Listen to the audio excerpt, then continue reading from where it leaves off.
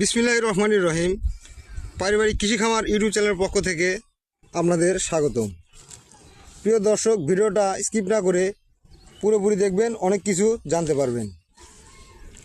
বাড়ির লতিরাজ এক চাষে ক্যালসিয়ামযুক্ত জীব সার কখন দিবেন?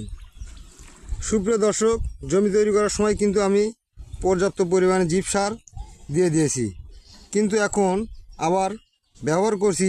এই কারণে দেখুন, প্রতিটি চারা গাছে 4-5টা করে লতি এসে গেছে। হয়তো পানির জন্য আপনাদের ভালোভাবে দেখাতে পারতেছি না। এমন একটা চারা গাছ নেই যে গাছে এখনও লতি আসে নাই।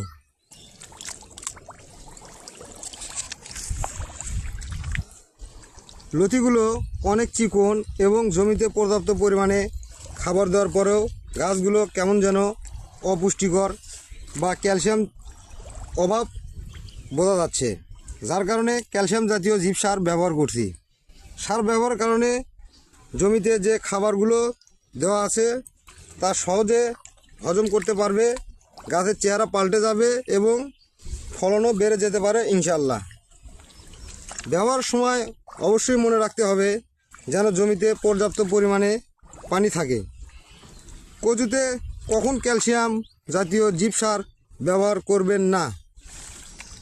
যখন দেখবেন যে আপনার জমিতে পর্যাপ্ত পরিমাণে পচামুনিয়া লেগে গেছে, সেটা হোক গড়া পচা বা ডাঁটা পচা, তখন জমিতে ক্যালসিয়াম জাতীয় জীব সার ব্যবহার করবেন না। এতে পচামুনিয়া আরও বেড়ে যেতে পারে এবং ফলন অনেক কমে যেতে পারে। এটা সকল ধরনের ব্যবহার নিয়ম, এটা সকল ধরনের সারের সাথে মিশে ব্যবহার করতে পারবেন। আমার জমির পরিমাণ 30 শতক। আমি এখানে কি কি সার ব্যবহার করছি সেগুলো দেখাচ্ছি। খাড়া করে মাথা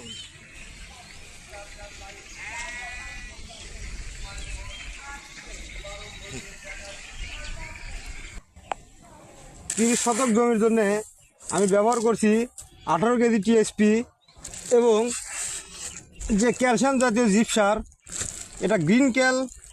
আমি 30 শতক জমিতে 10 কেজি দেব।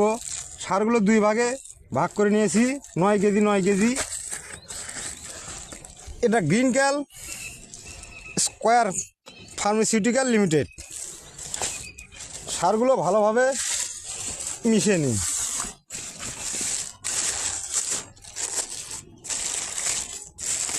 যেহেতু এটা পাউডার জাতীয় সার, তাই খুব সুন্দরভাবে মিশিয়ে নিতে হবে।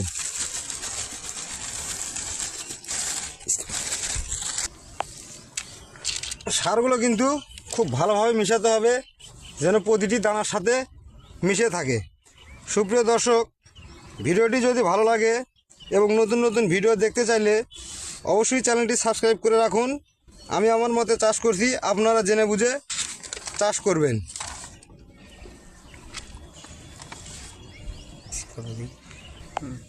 সবাই ভালো থাকবেন, আমার জন্য দোয়া করবেন। খোদা হাফেজ। আর আমি সারগুলো কিন্তু পুরো জমিতে এখন ছিটাবো না, শুধু 2 লাইনের মাঝ বরাবর ছিটিয়ে দেব।